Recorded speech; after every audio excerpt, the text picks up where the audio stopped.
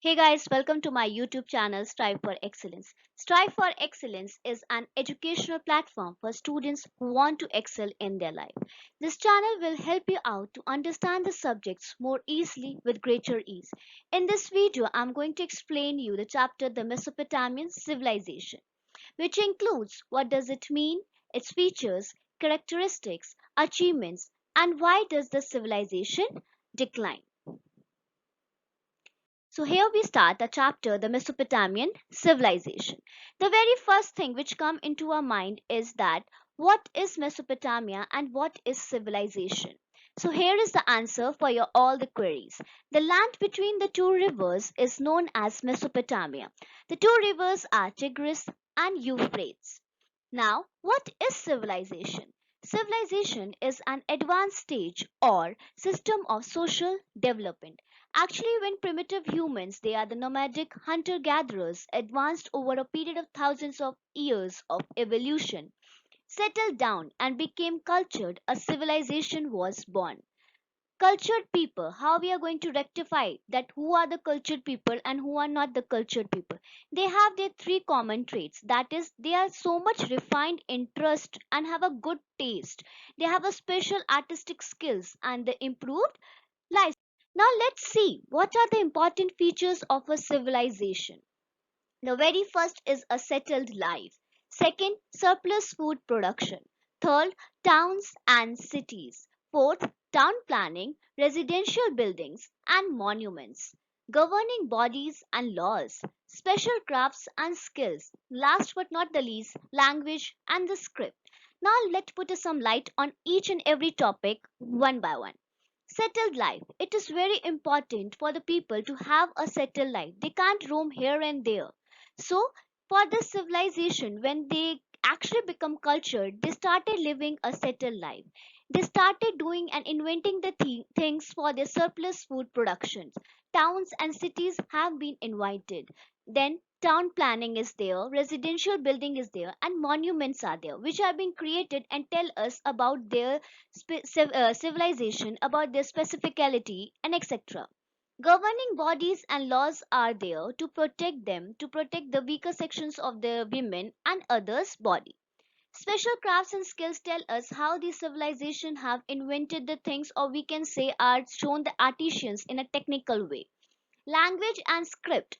Their language and the script is very important for us to know about more and more about their civilization. So let's start now. Why the earliest civilization developed on river bank? Very first question always arises in our mind when we go through all these chapter. Why it is said that earliest civilization developed on river bank? Why the Tigris and Euphrates that much importance in that life or in that era? Why we are saying that Euphrates and Tigris are the lifeline of the Mesopotamian civilization? For all these questions, the answer is very simple. Because of the abundant water supply. Yes, because of the abundant water supply, the people here have a large settlement above and they supported that also. Land was so fertile and crops grew in plenty way that the farmers have so much of free time to have their other activities, to become more artisans, to showcase their technical skills, etc. Rivers not only act as a river for giving the fertility of the land or providing the water for the household works, etc. But they also acted as a means of a transport. By all this scenario, you know what the result is? The trade increased and leading to the growth of the towns and the cities. Now, very important thing come in here, that is that the Mesopotamia is called the cradle and the grave of many civilization. Why we say this? Actually, around 3500 BCE, the Sumerian developed the world's first civilization. The civilization flourished. It's so much of things have come up, they have grown up so much that 1500 years was then observed. Then it was taken by Babylonians, and finally the civilization is taken by the Assyrians. Various civilization comes and go. That is why Mesopotamian is said to be the cradle and the grave of many civilization. To get it more clear about it, let's see the map over here. The earliest and the most advanced urban culture that flourished on the lower valley of the Euphrates is known as the Sumerian civilization. On the northwestern side of the Sumer, where regions called the Babylonia and Akkad, you can very much see here in the map. Then the highlands in the north were called as Assyria. Now let us see the main characteristics of the Mesopotamian civilization. The very first is the town planning. The discovery of the Sumerian city, Ua, nowadays in modern term we say Iraq, tell us how the people of early Mesopotamian lived, or what about them, their routine, their way of living, the constructions, etc. The cities were not as planned or well developed as in Harappan civilization, or when we can say as the Harappan cities, but actually the Mesopotamians followed a uniform pattern. Excavations, that is the process of digging up, we come to know that city was divided into three main parts. They are sacred area, walled city, and outer town. The sacred area had the temple tower, or we can say Jugrat, dedicated to the patron god of the city. There are more other temples which are dedicated to the other gods, but sacred area topmost is Ziggurat, known as walled city, and outer town is actually basically for the living of the people. People lived in the walled city and their outer town. Houses were built along the streets, and each house had a central courtyard with the rooms around it. The next characteristic is architecture. The ancient Mesopotamian introduced arcs, columns, domes, and walls in the constructions of the building. Actually, their temple towers were monumental structures which are made by sun baked bricks. So it looked very much beautiful at that time. The very common one is the Hanging Gardens of the Babylon. Do you know the fact about the Hanging Gardens of Babylon? Actually, it is one of the seventh wonders of the ancient world. It was built by King Nebuchadnezzar II for his wife. There is a story behind it. Let me briefly explain you what is the story.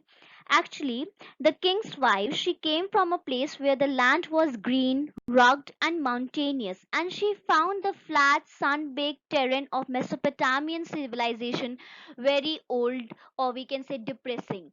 So, what happened? The king decided to recreate her homeland by building an artificial mountain with rooftop garden. Next one is society. Society is divided into two parts, that is social structure and family life. We will discuss one by one. The very first is social structure. The Mesopotamian society was divided into three classes. They are upper class, middle class, and lower class. Upper class consists of royal family like king, queens, priest, the purohit, the pandits, or the people who do the pujas in the temples, and high officials, the rank holders. Middle class consists of the farmers, those who cultivate the land, artisans, those who show their technique, skills, and other creativity, and traders who trade from one place to another, the goods and other things.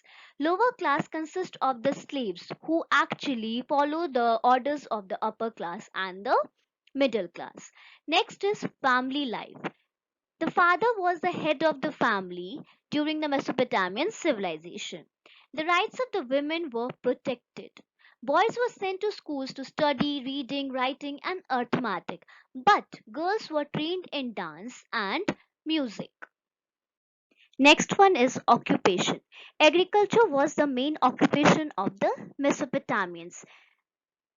Actually, the Mesopotamian civilization are the revolutionized of the evolution of the human society. Why? Because the Mesopotamians are believed to have been the first to cultivate the wheat. They also grew the barley, pulses, and the fruits. But so much of invention they have done in that civilization that they prove to be the revolutionized one. Basically, due to the Tigris and Euphrates on both the sides of the Mesopotamian civilization, the flooding was so much irregular. So they built the dikes, a kind of dams, to control the flood.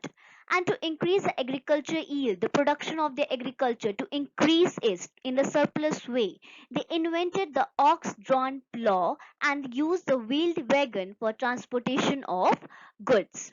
Next is domestication of animals. The Mesopotamians domesticated, or other word we can use is tamed animals such as cows, goats, sheep, and donkeys. Sheep were very important and provided the wool, meat, and dairy products, same as cows and the goats. Donkeys were used to carry the heavy loads. The next one is art and craft. Actually, basically, due to so much of food production, the farmers there and other people, they have lot of leisure time, or we can say the free time. So settlements grew in towns and specialized skills such as pottery, weaving, and metalwork began to develop there. They discover the metal objects, statues, gold, and silver ornaments, and pottery. It's all are the form of their technical knowledge and the skill of artisans in the Mesopotamia.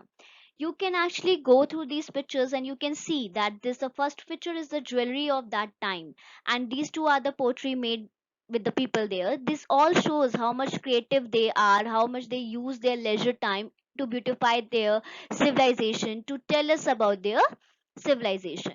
Next one is trade. All the civilization is not having everything with them, so same is with the Mesopotamian civilization. There is also the scarcity of few things, so they also trade from here and there. Food grains and finished products were exported to Mediterranean countries and the Egypt. And to keep these record, they actually make a clay tablets and put a record on it, write on it. They actually bake the clay tablets. We will discuss this later.